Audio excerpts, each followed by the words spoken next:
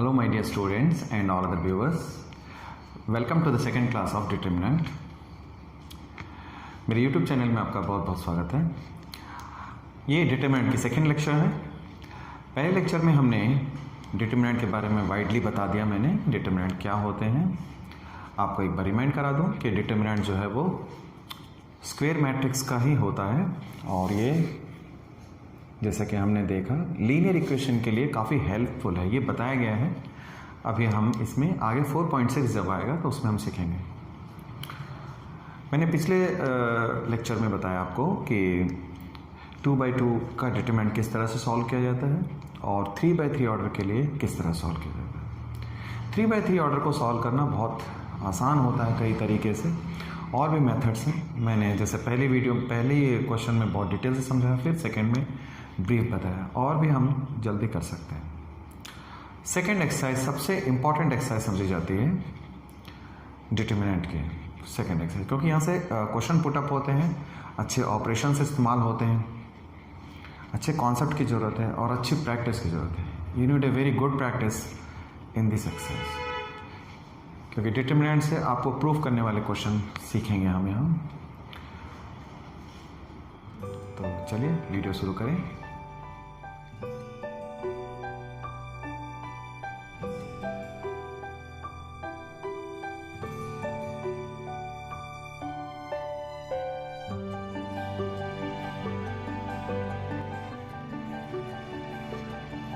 हमारे पास डिटरमिनेंट को सॉल्व करने के लिए कुछ प्रॉपर्टीज़ हैं, ठीक है।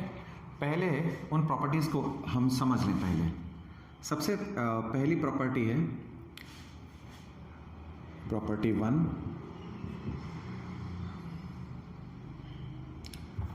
प्रॉपर्टी 1 अगर मैं एक्सप्लेन करूं, value of determinant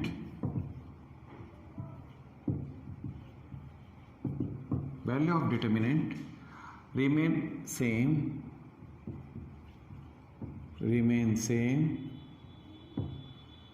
whatever may be the expansion, either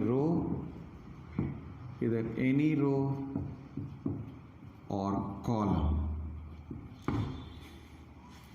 किसी भी रो किसी भी कॉलम से अगर आप एक्सपैंड करते हो, जैसे पिछले इक्वेशन में, पिछले एपिसोड में, पिछले लेक्चर में हमने डिस्कस किया, मैंने पहली रो से कराया था। हम आगे देखेंगे कि और भी किसी भी रो के अलोंग करें हम एक्सपेंशन अपने सुविधा के मुताबिक। Of course it is for our convenience कि हम कौन सा रो कौन से कॉलम सेलेक्ट करते हैं, ठीक है। कोई कंपल्सन नहीं होती कि आपको इसी रो से करना है। मैंने ये बताया कि डिटरमिनेंट की जो वैल्यू आएगी वो जैसे सेम आएगी, आप किसी भी रो के अलोंग कर सकते हैं, सेम आंसर आएगा।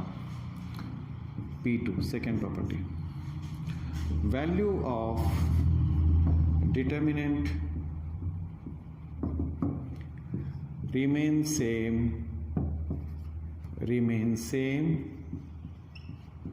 if rows and columns are interchanged। रो और कॉलम इंटरचेंज करने पे क्या होता है आप जानते हो, ट्रांसपोज मैट्रिक्स बन जाती है, ठीक है ना। ट्रांसपोज मैट्रिक्स बन जाती है तो कहना यह है कि डिटरमिनेंट की वैल्यू चेंज नहीं होगी, ठीक है। कोई भी डिटरमिनेंट हो, यानी ए और ए ट्रांसपोज, जब आप इस तरह से बाहर से मॉडुलस के साइन जैसा लगाते हो, मैंने आप सबको बताया, बोलता हूँ it is not a modulus sign, it signifies the determinant. जैसे आप ये मैट्रिक्स ए का डिटरमिनेंट हो या उसके ट्रांसपोज का डिटरमिनेंट हो, आंसर सेम आएगा। मैं एग्जांपल 2/2 के लिए बताता हूँ, 2 3 4 7। आप इसका आंसर देखेंगे और इसका आंसर देखो बेटा, both will be the same. ये हमारी सेकेंड प्रॉपर्टी होगी। प्रॉपर्टी 3, ये सीक्वेंस जो है वो जरूरी नहीं है सेम ही हो, बुक से कहीं से भी हम आगे पीछे कर सकते हैं। मैंने एक आध प्रॉपर्टी एक्स्ट्रा भी बताता हूँ। Value of determinant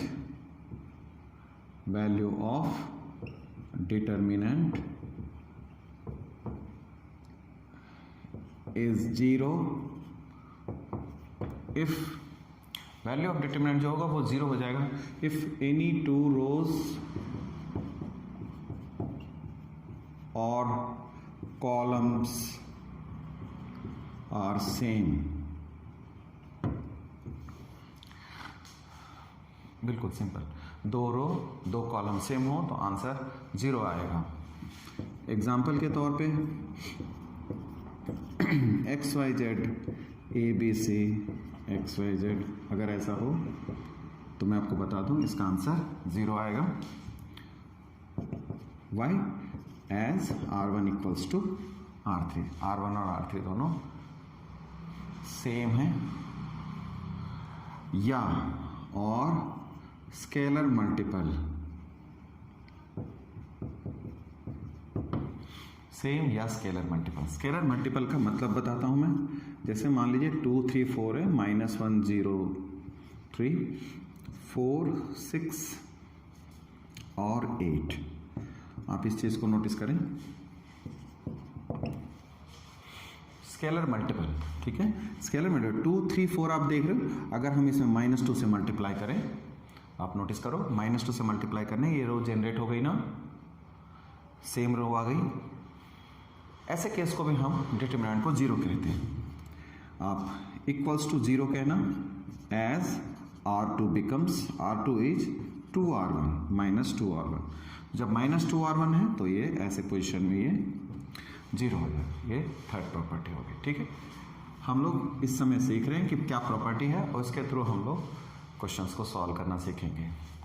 third property के बाद फोर्थ प्रॉपर्टी। फोर्थ प्रॉपर्टी में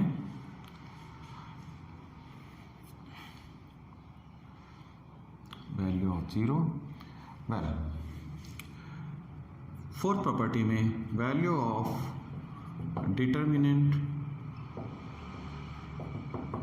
इज 0 इफ एनी रो और कॉलम इज 0। कोई एक रो और कॉलम पूरी अगर 0 है तो उसका आंसर 0 आ जाएगा। 0 0 0 X Y Z A B C will be 0, ठीक है। ये फर्स्ट सेकंड थर्ड प्रॉपर्टी और ये फोर्थ प्रॉपर्टी। फिफ्थ प्रॉपर्टी देखते हैं हम लोग। फिफ्थ प्रॉपर्टी में if any row multiplied row of determinant multiplied by any scalar, then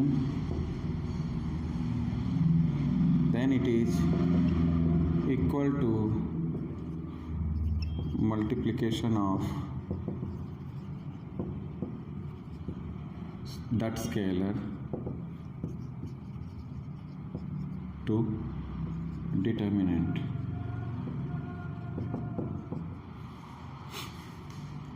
example, आपके पास A B C D है, ठीक है ना, ये डेट है आपका। तो अगर आपने इसमें फर्स्ट रो में K से मल्टीप्लाई किया, KA KB C और D, अपने इस फर्स्ट रो को K से मल्टीप्लाई किया। एक बात का ध्यान रखें, मैं एक्सक्लूसिवली बार बार ये नहीं बताऊंगा, अगर हम जो चीज़ रो में अप्लाई कर रहे हैं वो सेम चीज़ कॉलम में अप्लाई हो सकती है। क्लियर? मतलब मैं रो के लिए लिख रहा हूँ तो इट मीन्स ये कॉलम के लिए भी अप्लीकेबल है। वही प्रॉपर्टी कॉलम में भी आप लगा सकते हो। के और के बी और सी डी, मैंने के से मल्टीप्लाई किया तो it is equal to, it is equivalent to, it is a determinant of C and D. Fifth property को थोड़ी सी एक्सप्लेनेशन और चाहिए। फिफ्थ प्रॉपर्टी यानी P5 कंटिन्यू, इसे हम ऐसे भी समझ सकते हैं, कोई डिटरमिनेंट आपके पास है A B C D, ठीक है, या A B C X Y Z L M N suppose we have. अब हम इसमें हम K से इसमें एक प्रॉपर्टी अगर R1 बिकम्स K R1 अगर लिखता हूं मैं, इसी प्रॉपर्टी को जो हमने पीछे सीखी उसे हम इस तरह से अक्सर क्वेश्चनों में यूज़ करेंगे। के से मल्टीप्लाई करते हैं, के ए, के बी, के से, ठीक है, एक्स वाई जेड। के से हम मल्टीप्लाई करते हैं तो ध्यान रखना आप 1/k जरूर लिखेंगे। आप किसी भी रो को अगर मल्टीप्लाई करते हो, मैं एक बार फिर बता दूं, आपने रो कहा तो कॉलम भी हो सकता है, आप रो में करिए या कॉलम में करिए, किसी से भी करें, आप उसी स्केलर से बाहर डिवाइड करोगे अगर किसी में मल्टीप्लाई करते हो तो, ठीक है। ये बैलेंस करने के लिए होता है। अगर आपको ज़्यादा जानकारी आ रही है तो मैं आपको बता दूं, ये 3.4 से जस्ट अलग है। 3.4 में हम दोनों तरफ एक प्रॉपर्टी लगाते थे, इसलिए वो बैलेंस हो जाता था। इसमें क्या है, हमारे पास एक ही तरफ, मतलब कि ये किसी एक इक्वेशन अलजेब्रिक मतलब कि एक्सप्रेशन है, ये डिटरमिनेंट एक एक्सप्रेशन होता है, तो एक्सप्रेशन को हम सिंप्लीफाई यानी ऑपरेशन करते हैं, मल्टीप्लाई करते हैं, तो हमें डिवाइड भी करना पड़ेगा। इस बात को ध्यान रखें, ये बहुत अलग बनाती है मैट्रिक्स को डिटरमिनेंट से। चलिए P5 हो चुका हमारे को, P6 हमने देखना है। if any two row interchanges,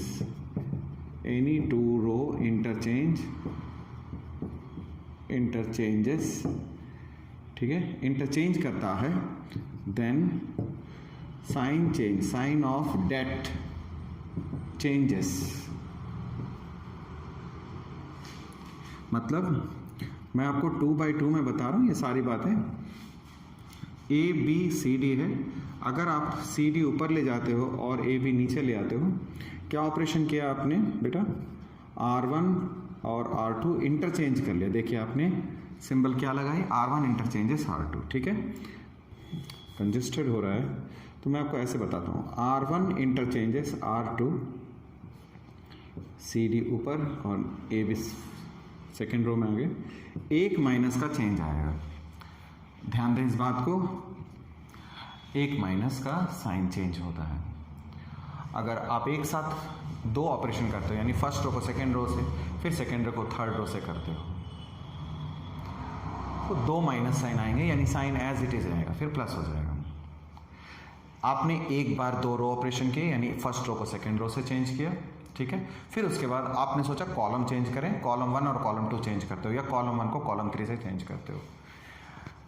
क्या बताया गया है, यानी एक रो आपने इंटरचेंज किया बेटा, फिर और एक कॉलम चेंज करिए उसी समय या उसके बाद वाली टाइमिंग में, तो दो माइनस साइन अपेयर होंगे, पहले ऑपरेशन के लिए फिर सेकेंड ऑपरेशन के लिए, दोनों माइनस साइन कैंसिल हो जाएंगे।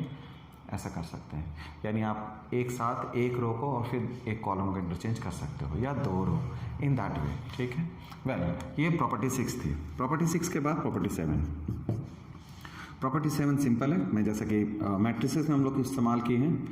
अगर मैं एक डिटरमिनेंट लेता हूँ, X Y Z L M N A B C, operation है, एक खास तरह का ऑपरेशन है।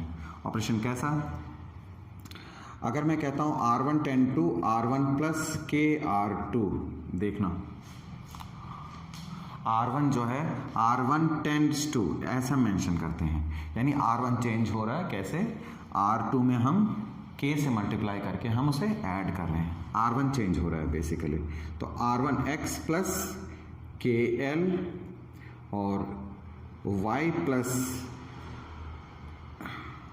के एम, एग्री, और इस तरह से z प्लस के एन, ठीक है। ये l, ये m, ये n और ये a b c आ रहा होगा।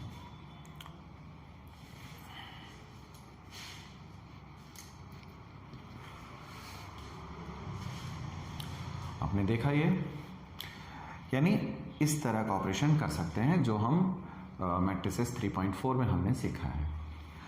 जब मैं ये कहता हूँ तो इसका मतलब ये कॉलम ऑपरेशन भी पॉसिबल है। आप किसी कॉलम में किसी स्केलर से मल्टीप्लाई करके ऐड कर सकते हो बेटे, और सब्ट्रैक्ट भी कर सकते हो, दोनों काम हो सकता है। P7, P8, लास्ट ऑपरेशन आप समझो इसे। P8 क्या है, ये P8 में आपको सबसे पहले ये देखना है, एक एग्जांपल देता हूं मैं इसमें, we can split any suitable determinant as a sum of two determinant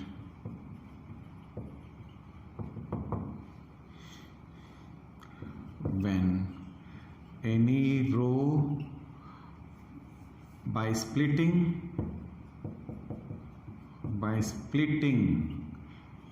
any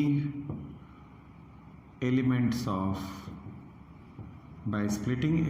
of any one row or column,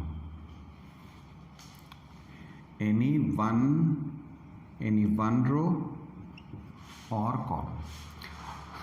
कहोगे कि प्रॉपर्टीज ज़्यादा होती जा रही है। बेटा प्रॉपर्टी अगर अच्छे से नहीं सीखोगे तो 4.2 नहीं हो सकता। मैं आपको एक बार फिर बता दूं, आप इस समय चैप्टर 4 के सबसे इम्पॉर्टेंट सेक्शन में हैं, ठीक है। ये सबसे बढ़िया लेक्चर और इसके बाद के जो भी 2-3 कंसेक्यूटिव लेक्चर होंगे वो that is very very important और लिटिल बिट डिफिकल्ट आल्सो। इसलिए मुझे आपको अच्छे से एक्सप्लेन करना है ताकि जो आप एक्चुअली में डिफ़िकल्ट फेस करते हो वो आपकी डिफ़िकल्ट ना रहे। क्लियर? तो ये किया मैंने स्प्लिटिंग समझा सकता हूँ मैं। जैसे मान लीजिए ABC है हमारे पास, L प्लस जैसे X plus lambda, Y plus lambda, Z plus lambda ऐसा है, और LMN। क्लियर? यानी एक रो में हम देख रहे हैं कि एलिमेंट्स जो हैं वो इस तरह से हैं, ठीक है। ये लैम्डा 1, लैम्डा 2, लैम्डा 3 यानी अलग अलग वैल्यूज़ हैं मान लो, ठीक है ना। तो अब हम एक नया मैट्रिक्स बना सकते हैं, यानी नया डिटर्मिनेंट, हम इस डिटर्मिनेंट को स्प्लिट कर सकते हैं, यानी ABC XYZ LMN plus ABC lambda 1, lambda 2, lambda 3 LMN, that's it. इस तरह से वेरी वेरी इंपॉर्टेंट प्रॉपर्टी, ठीक है। अगर ये डिटर्मिनेंट है तो आप डिटर्मिनेंट को आप डिटर्मिनेंट 1 एंड डिटर्मिनेंट 2 में स्प्लिट कर रहे हो बेटा। दो डिटर्मिनेंट में आपने स्प्लिट किया, लेकिन खास तौर पे याद रहे ये तब हो सकता है जब केवल एक रो में, यानी एक रो के एलिमेंट को आप एक रो या एक कॉलम के एलिमेंट को ही आप स्प्लिट कर पाएंगे जब इस तरह की सिचुएशन क्रिएट होती है। तो ये करीब 7 या 8 प्रॉपर्टीज़ हैं बुक में। 7 प्रॉपर्टी होती हैं, मैंने 8 लिखवाई क्योंकि पहली प्रॉपर्टी वो बुक के हिसाब से बुक काउंट नहीं करती, पहली प्रॉपर्टी जो है मेरी एक्स्ट्रा है। तो इन प्रॉपर्टीज़ को आपने अच्छी तरह से फॉलो करना है और उसके बाद अब मैं आपको मेथड्स बताता हूँ। अब आप देख रहे हैं मैंने पूरे बोर्ड को पहले लिख लिया है, अब मैं आपको 1 बाय 1 एक्सप्लेन करूँगा। टाइम सेव करना है और मोर ओवर आपको एक सिस्टमैटिक तरीके से बताना है। तो मैं अपने मेथड्स सारे लिख दिए हैं। ये मेथड्स कहीं आपको लिखे हुए नहीं मिलेंगे। क्लासेस में इवन मैं भी जब पढ़ाता रहता हूँ तो अलग अलग टाइम पे एक्सप्लेन करते हैं, बट इस वीडियो को एक सिस्टमैटिक प्रेजेंटेशन देने के लिए, इस लेक्चर को बहुत अच्छा कंटेंट प्रोवाइड करने के लिए, वैसे मेरी राय में ये सबसे बेस्ट वे है आपको डिटर्मिनेंट को समझने का। इससे बेहतर नहीं हो सकता। लेकिन आप फर्स्ट राउंड में पढ़ेंगे तो आपको ये बात समझ में नहीं आएगी। जब आप इधर उधर से सब कुछ देखने के बाद when you will again watch the video, then only you will come to know the all of the facts are explained at a one stroke. एक बार में मैं आपको सारी कुछ बता रहा हूँ और बहुत तरीके से। देखिए मैं फिर एक बार बता दूं कि डिटर्मिनेंट का ये 4.2 जो है ये one of the difficult exercise माना जाता है। इसमें क्वेश्चंस एक्स्ट्रा होते हैं, बाहर से पूछे जाते हैं बोर्ड्स में। एग्जाम्पलर वगैरह के प्रीवियस के क्वेश्चन अगर आप देखें तो you will find definitely a difficult part in it. Okay, let's continue. मैं आपको बता रहा था कि how to solve the determinant. Determinant को सॉल्व कैसे करेंगे। We have seen the properties in previous part. Now what is the way. देखिए डिटर्मिनेंट को सॉल्व करने का क्या तरीका है। अगर हमें सीधा सीधा अगर take common for any given rows और कॉलम्स, कहता है कि अगर कोई रो ऐसे बनी हुई या कॉलम ऐसा दिख रहा है आपको कि उससे कुछ कॉमन ले सकते हैं। बहुत टिपिकल एक बात है भैया, जो मैट्रिक्स से डिटरमिनेंट को अलग करती है। मैट्रिक्स जैसा है but determinant is entirely different thing, because determinant is a value of the square matrix, you must not forget about it. क्या कहा मैंने आपको? एक एलिमेंट अगर कॉमन आ सकता है, यानी कुछ कॉमन आ सकता है किसी रो से या किसी कॉलम से बेटे, तो कॉमन ले लेंगे। कैसे? देखिए, आपको यहाँ एक डिटरमिनेंट का मैंने केवल फर्स्ट रो मेंशन किया है, ठीक है। I mention only first row, A square plus A B, A square plus A C. आप नोटिस कर सकते हो यहाँ से ए कॉमन आ जाएगा। अगर ए कॉमन आएगा, ठीक है, यहाँ से और इस पूरे ब्लॉक से, इस पूरे ब्लॉक से, ठीक है ना। ए कॉमन अगर आता है तो आप उस ए को बाहर लिख लोगे, ये ए हुआ, और this will be A plus B, okay, और this will be A plus C. In that way मैं सेकेंड रो को मेंशन नहीं कर रहा हूँ, ठीक है। सेकेंड रो जो है वो होगी, सेकेंड रो से भी कुछ आ सकती है कॉमन, तो डेफिनेटली लेना। थर्ड रो से भी अक्सर ऐसा होता है, फर्स्ट सेकेंड थर्ड रो से तीनों से कॉमन आता है। इस समय मैं बता दूं, ये अपेरेंट है, यानी बहुत से ऐसे क्वेश्चंस होंगे जिसमें आपको देखते साथ पता लगेगा कि ये कॉमन लेना है, इसमें कॉमन लोगे क्वेश्चन, ठीक है, वेट इजी हो जाएगी डिटरमिनेंट की, then you can follow further. अब ये वाली बात है, कभी कभी हम लोगों को गिवन नहीं होता, उसमें कॉमन होता नहीं है, ठीक है। मैं जो क्वेश्चन बता रहा हूँ आमतौर पे ये 10 में 2 में अप्लाई होता है। Out of 10 question you will get 2 questions where there is apparently not a common factor, उसमें कॉमन होता नहीं है, बट वी विल कंपेल, हम फोर्स करते हैं, उससे कॉमन लेते हैं। जब कोई चीज़ नहीं है और उसमें कॉमन लेंगे तो क्या होगा? डिवीजन आएगी, ठीक है। तो डिवीजन आएगा, इस तरह से डिवाइड में आ जाता है। डिवाइड में आना आप समझते हो, x प्लस वाई से अगर मैं x कॉमन लेता हूँ, बेटे इस बात को ठीक से सुनिएगा, क्योंकि यही पार्ट आपको बहुत आगे जाने के बाद, अगर आप मार्च अप्रैल में सीख रहे हैं इस लेक्चर को, तो आपको दिसंबर में ये बात समझ में आएगी जो मैं अभी आपको बता रहा हूँ, ठीक है। तो फर्स्ट टाइम में जो अगर अच्छी चीज़ मिलती है तो उसे समझना सीखो, ओके। बाद में बहुत धक्के खाने पड़ते हैं इन्हीं चीज़ों को सीखने के लिए। x प्लस वाई, अगर मैं x कॉमन लेता हूँ, देखिए x तो है यहाँ, you won't have x here, but we can take common in this way, 1 plus Y by X, ठीक है। तो ये जो चीज़ आप देख रहे हो ना, इस तरह का phenomena will occur in the questions of 4.2। ऐसा हम कुछ सिलेक्टिव क्वेश्चंस में देखेंगे, and that are very important question suppose to be, वो बहुत अच्छे क्वेश्चन समझे जाते हैं। मैंने कहा आपको, एक तो हम एबल हैं, कॉमन ले सकते हैं तो ले लेंगे, और नहीं तो फिर हम उसे कभी कभी किसी क्वेश्चन में ऑफ कोर्स, ठीक है, ये थोड़ी ज़बरदस्ती करनी पड़ती है हमें, है ना। मैंने ठीक टर्म इस्तेमाल किया, ज़बरदस्ती ही कहेंगे उसमें, क्योंकि कॉमन है ही नहीं, बट हमें लेना होता है क्वेश्चन को सॉल्व करने के लिए और सेम आंसर लाने के लिए, है ना। चलिए, एक्स वाई जेड नाउ, अब मैंने क्या लिखा? अगर पहली बात हो जाती है आपकी, अगर कुछ कॉमन है तो निकाल लेना, सॉल्व कैसे करना वो बाद में देखेंगे। If one not follows, one मतलब ये वाली चीज़ अगर नहीं हो रही है, आपको लगता है कि नहीं भाई इसमें तो कुछ कॉमन आ नहीं रहा, ना हमको ज़बरदस्ती करनी पड़ रही है, दोनों चीज़ें नहीं हो रही, तब देखिए, try to add and subtract any suitable rows और कॉलम्स, ठीक है। आप क्या करोगे? कोई दो रो या 3 रो को जोड़ोगे, ठीक है बेटा। कोई दो रो, फर्स्ट रो सेकेंड रो, या फर्स्ट रो थर्ड रो, या सेकेंड रो थर्ड रो, या 3 रो जोड़ोगे, या हो सकता है घटाना पड़े, सब्ट्रैक्ट करना पड़े। क्यों? क्या रीज़न क्या है, क्यों ऐसा करेंगे हम? आप उनको देखते हुए आपको समझ में आएगी कि ऐसा करने से क्या होगा। 2 सिमिलर रोज और columns you will get either to get, यानी जब हम ये काम करेंगे तो मुझे ये मिलेगा, क्या होगा? 2 रो 2 कॉलम सेम हो जाएंगे, ठीक है। 2 रो 2 कॉलम अगर सेम हो जाते हैं, थोड़ी बहुत ले दे करके, यानी ऑपरेशन तोड़ दिया, 2 रो को जोड़ दिया हमने, 2 रो घटा दिए, इसके बाद हमने पता चला कि वो किसी और रो से सेम हो गई बिल्कुल, तो ऐसे हालत में क्या होगा? In that case determinant is 0, determinant 0 हो जाएगा, ठीक है।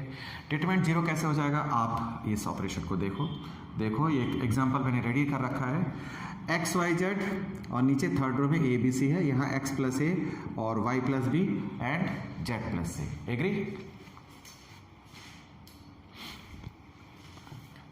तब आपने क्या नोटिस करना है? जब आपने ये कर लिया, अब आप देखिए, आपको समझ में आ गई होगी ना बात, ठीक है बेटा। आप इन दोनों को जोड़ोगे तो ये चीज़ मिलने वाली है आपको, ठीक है। आप बहुत इंटरेस्टिंग है, जब ये इसे जोड़ दोगे तो फर्स्ट रो, जैसा कि मैं कहता हूँ R1 becomes R1 plus R2, R1 plus R3, मैंने R3 में ऐड कर दिया। क्या मिला मुझे? x plus A, Y plus B, Z plus C मिल गया। मिल गया ना, दो रो सेम हो गया। देखें R2 equals to R3, therefore determinant जो है वो 0 हो जाएगा। एग्री? आ गया। चलिए, नहीं हम ये ऑपरेशन नहीं करते, आपको लगता है कि नहीं वो ऑपरेशन ना करके अगर आप थर्ड रो को देखते रहे ना, थर्ड रो को सेकंड रो से लेस कर दो, सब्ट्रैक्ट कर दो। जैसे इससे इसको लेस करेंगे तो ये हट जाएगा, x बच जाएगी, y बच जाएगा, z बच जाएगा, यानी x y z बच जाएगी। तो फर्स्ट रो और second row still common. Operation दूसरी थी लेकिन दो रो सेम हो गए। तो मैंने एक बार, आइए बेटा फिर से पढ़ना मेरे साथ, try to add and subtract. Try to add यानी दो रो या दो कॉलम को आप जोड़ो या सब्ट्रैक्ट करो। इससे क्या होने वाला है? To get to similar rows और कॉलम्स, ठीक है, इधर कोई सा भी करके टू गेट, मैंने गेट लिखा है, लैंग्वेज थोड़ी हैंड राइटिंग मेरी ऐसी है, आप अब तक फॉलो कर चुके होंगे, समझ में आ जाएगी, ठीक है, इससे ज़्यादा बुरा नहीं लिखता हूं मैं। टू सिमिलर रोज और कॉलम्स, इस तरीके से इसका आंसर कर लें हम, ठीक है ना। तो डिटरमिनेंट की वैल्यू 0। आप कहोगे सर सारे 0 आएंगे क्या? नहीं, 0 नहीं होते अगर ये स्टेप नहीं हुआ। आइए थर्ड केस में चलते हैं हम लोग। पार्ट बी में क्या लिखा? इफ नॉट ए, अगर ए नहीं होता, अगर ऐसा करने पे भी हमें सिमिलर नहीं आ रही बेटा। अब मैंने थर्ड एग्जाम्पल रेडी रखा है, देखिए आपके लिए, इस तरह से ABC, BCA, CAB ऐसा लिखा हुआ डिटरमिनेंट का एक क्वेश्चन ही है ये भी, वैसे है ना। अच्छा, अब इसमें ना तुम कॉमन ले सकते हो कुछ, हम कॉमन नहीं ले सकते हैं, हम कॉमन नहीं ले सकते हैं ना। किसी दो रो को जोड़ने पे कुछ खास बात होने वाली है। दो रो सब्ट्रैक्ट भी करोगे then also you won't get any advantages situation. Then what to do. अब मैंने कहा अगर ये नहीं होता देन ट्राई करना है, हमें कर नहीं देना है किसी काम को, ठीक है। ये जरूर होगा ऐसा नहीं है, ये होगा, ये नहीं हुआ तो ये जरूर होगा ऐसा नहीं है बेटे। ये जो लिखा है मैं इनमें से होने वाले ऑप्शंस के बारे में बता रहा हूँ। हो सकता है मैंने जो बताया इनमें से कोई भी ना लगे, ठीक है, उसके लिए भी तरीका बताऊंगा कि क्या करना है। बस वीडियो को ठीक से फॉलो करना है। इट्स ए लेक्चर, ठीक है। ये जो एजुकेशनल चैनल है, हम इसे लेट के अगर सिचुएशन ऐसी है कि नहीं आप बस में ट्रैवल कर रहे हैं, आप टाइम का यूज़ करना चाहते हैं, इट्स गुड, ठीक है ना। घर में गेस्ट आए हुए हैं, अब आप उसी बीच आप टाइम निकाल के देख ले रहे हो तो it is also good. But अक्सर कोशिश कीजिए कि इनको लेक्चर की तरह ही आप समझ के पढ़ेंगे, ठीक है। एजुकेशन चैनल का यानी लेक्चर्स का मोटिव ही यही है, क्योंकि हम चाहेंगे कि आप हम लोग के एफर्ट्स को अप्रिशिएट जरूर करें, यानी अच्छे कमेंट्स करें, कम से कम थैंक यू तो जरूर कहना है आपको, है ना। वेल क्या कहा मैंने? Then try to add all rows, सारे रो और कॉलम्स को, सारे रो, अब की बार कह रहा हूं कि सब रो और सब कॉलम को ऐड करके देखो, कोई 2 या 3। इफ नॉट ए यानी ए नहीं होता है, then try to add all rows or columns to get same element in any one row, ठीक है, all or two। मैंने फिर से लिखा है, मैंने कहा कि किसी दो रो को जोड़ो या तीनों रो को जोड़ के देखिए क्या वो सेम आते हैं। क्या सेम आएंगे? Two same elements in any one row और कॉलम, मतलब ध्यान दीजिए सेम एलिमेंट आना चाहिए। आप क्या कर रहे हो? आप तीनों रो को तीनों कॉलम को जोड़ के देखोगे, ठीक है, ऐड करके देखोगे। ऐड करने का मतलब जैसे मैं बताता हूं आपको, रो में R1 plus R2 plus R3 operate कर रहे हैं हम लोग इसमें, ठीक है। R1 plus R2 plus R3 क्या मिलना है बेटा? देखो मिलेगा आपको, देखिए यानी ये तीनों रो जुड़ जाएंगे। R1 चेंज होने वाला है, R1 चेंज हो रहा है, तीनों रो जुड़ जाएंगे, A plus B plus C, A plus B plus C, A plus B plus C. Agree? ये फर्स्ट रो जनरेट हो गया आपका। अब आपने देखा ये CAB है। मेरे साथ आइए एक बार फिर से पढ़िए। इफ़ नॉट ए, अगर ये चीज़ नहीं हो रही है तो हम क्या करेंगे बेटे, तीनों रो या तीनों कॉलम में से किसी एक को, ठीक है, ऐड करने की कोशिश करेंगे। मेरी बात को एकदम से ब्रह्मास्त्र नहीं मान लेंगे, ठीक है। आपको अपनी कंसिडरेशन, अपना जो डिस्क्रिशन है वो अप्लाई करते चलना हमेशा, मतलब थोड़ी बहुत फेरबदल करनी है अपने तौर पे। आपने तीनों रो ऐड क्यों करोगे, वाई सर, हम लोग क्यों, आप क्या बताना चाह रहे हो, हम ये बताना चाह रहे हैं आपको कि जब तीनों रो ऐड करते हैं तो आपको सेम एलिमेंट मिलता है उस रो में। अगर ऐसा होता है तभी ऐड करेंगे, वरना इस ऑपरेशन को मत करना। मतलब ये डिटरमिनेंट इस तरह से अरेंज होता है। देखिए एक खास तरह का डिटरमिनेंट था, ये एक खास तरह का डिटरमिनेंट है। तो each and every determinant is a kind, it a peculiar way expressed in a peculiar way. तो कभी कभी कुछ सुटेबल ऑपरेशन ही उस डिटरमिनेंट में अप्लाई होंगे, एक ही मेथड सब पे नहीं लगता, इसीलिए तो ये डिफिकल्ट बनती है। चलिए, इतना डिफिकल्ट नहीं है, शायद मैं आपको ज़्यादा वरी करा रहा हूँ, ऐसा नहीं है। देखिए सेम आ गया। तो मैंने कहा अगर similar element if B follows, मैंने अब लिखा है बी फॉलोस। बी फॉलोस का मतलब अगर ये ऑपरेशन कामयाब होता है आपके लिए, कामयाब का मतलब सेम एलिमेंट आ जाता है, तो बेटा उस एलिमेंट को कॉमन ले लो।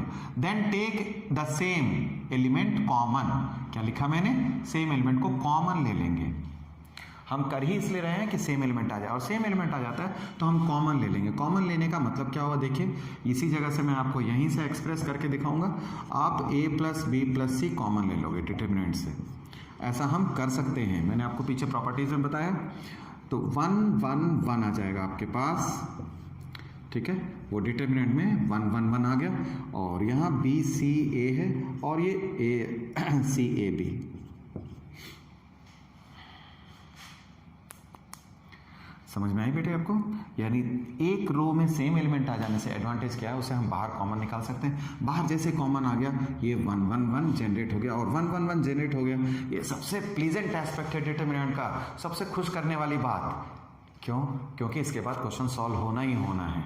जिस किसी भी डिटरमिनेंट में आपको 1 1 1 दिख जाता है, या आप एफर्ट करके ले आ सकते हो, सबसे पहले तो आपको कुछ ऐसा मिल जाए, भाई सीधा डिटरमिनेंट 0 हो गई। लेकिन सारे डिटरमिनेंट 0 नहीं होते, कुछ एलिमेंट्स जो हैं, कुछ डिटरमिनेंट ऐसे होते हैं जिसमें 1 1 1 क्रिएट होता है, लेकिन सब में 1 1 1 भी क्रिएट नहीं होता है, बट बहुत ज़्यादा क्वेश्चनों में 1 1 1 क्रिएट होता है। और जैसे जैसे 1 1 1 क्रिएट हो गया, नाउ गेट 2 zeros। अब जैसे मैंने all entries in same row, मैंने क्या लिखा, the same element common, the same element common, उसको कॉमन ले लेंगे, which gives 1 as all entries in same row और कॉलम। इसका मतलब यह है कि सारे रो और कॉलम में, यानी उस रो में, पूरे रो में या कॉलम में 1 1 1 जनरेट हो जाएगी। और 1 1 1 जैसे ही जनरेट हो गई, ठीक है, नाउ गेट 2 zeros, जैसे ही 1 1 1 जनरेट हुआ, नाउ गेट 2 zeros। अब इसी में हमें 2 0 हासिल करना है, कैसे, by making column row operation. एक बार 1 1 1 हो गया तो आपको एक्सपैंड करना है। एक्सपैंड करने से पहले, यानी इसको हम सिंप्लीफाई तो करना चाहते हैं, डिटरमिनेंट का मोटिव क्या है, इसको सॉल्व करना, ठीक है। हम सबको कोफैक्टर, यानी जो अभी आपको मैंने 4.1 में बताया, उस तरह से एक्सपैंड नहीं कर लेंगे। इसका आंसर लाना होता है, इन डिटरमिनेंट्स का एक खास आंसर लाना होता है। तो ये सारे मेथड आपको समझने होंगे। अब जैसे ही एक बार फिर से देखिए, नाउ गेट 2 zeros, 2 0 हासिल करना है इस रो में, जिस रो में आपने 1 1 1 अचीव किया है। तो 1 1 1 अचीव किया तो उसमें 2 zeros आप लाओगे। कैसे ला सकते हो, अगर रो है तो देखिए मैंने रो और कॉलम है, तो यहाँ कॉलम और रो को समझाया है, ठीक है। कुछ बातें आप क्वेश्चन करते करते समझ में आएगा आपको। आप ये रो में 1 1 1 है तो कॉलम ऑपरेट करना, कॉलम 1 बिकम्स माइनस कॉलम 2, और column 2 becomes column 2 minus column 3। यानी आपने इस कॉलम को इसमें लेस किया और इस कॉलम को इसमें लेस किया। ऐसे अक्सर कराया जाता है, अक्सर बताया जाता है। देखिए a प्लस बी प्लस सी, जब आप ऐसे ऑपरेट करोगे बेटा तो C1 चेंज हुआ, 1 माइनस 1 0 बताएगा आपको, b माइनस सी, और ये c माइनस ए, ठीक है, ये बात होती है। अब इसको इससे लेस करेंगे, 2 0 क्रिएट हुए, c माइनस ए माइनस बी, 1ab, इस तरह से ये क्रिएट हुआ। इस तरह से क्रिएट होने से क्या हुआ, यानी कि आपने इसको इससे लेस कर दिया, इसको इससे लेस किया, 2 zeros आ गए, तो क्वेश्चन तो ऑलमोस्ट सॉल्व हो गया। सॉल्व कैसे समझते हैं, जैसे ही हमने 1 1 1 देख लिया बेटा, क्वेश्चन तो आधा से ज़्यादा सॉल्व हो ही जाता है। But you have to do one one. अब इसके बाद एक्सपैंड करेंगे, तो मैं आपको ये क्वेश्चन में समझाऊंगा कि एक्सपैंड करना क्या होता है, कैसे करते हैं, ठीक है। तो ये जो है ये ज़्यादातर जैसे 10 में से 8 क्वेश्चनों में ये मेथड्स लग जाते हैं, 10 में से 8 क्वेश्चन में, ठीक है। ये 3-4 स्टेप से क्वेश्चन सॉल्व हो जाएंगे। बाकी 2 क्वेश्चन हमेशा नए रहते हैं, उनके लिए एक अलग तरीका ही अप्लाई करना पड़ता है। इसके साथ ही इस वीडियो को, इस लेक्चर को मैं यहीं कंप्लीट करता हूँ, यहीं फिनिश करता हूँ। आपसे एक स्पेशल अपील है, रिक्वेस्ट है कि इस वीडियो को, ये एक तरह का मेरा मास्टर स्ट्रोक वीडियो है, बहुत अच्छे से हर चीज़ को मैंने एक्सप्लेन की है। रियली आपको काफ़ी अप्रिशिएशन होगा। फर्स्ट नहीं तो कम से कम सेकेंड थर्ड टाइम में आपको, when you find difficulties in solving the 4.2, definitely you will come again to this lecture, and then you will find the potential aspect, जो अच्छी बातें हैं, जो मैंने कि वो चीज़ें जो एक्सप्लेन की वो आपको तब ठीक से समझ में आएंगी। तो नेक्स्ट वीडियो में हम 4.2 का क्वेश्चन करेंगे, डोंट मिस इट, ठीक है। आप इसे अच्छी तरह से समझेंगे तब 4.2 के अगली वीडियो जो है मैं कराऊंगा, आपको समझ में भी आएगा, ठीक। तो तब तक के लिए आप इसको प्रैक्टिस कीजिए। लॉकडाउन की पीरियड एक्सटेंड हुई है तो हमें घर पे रहना है, सेफ रहना है, पेरेंट्स के साथ टाइम स्पेंड कीजिए और हेल्दी रहिए। Keep doing, all the best, till the next video.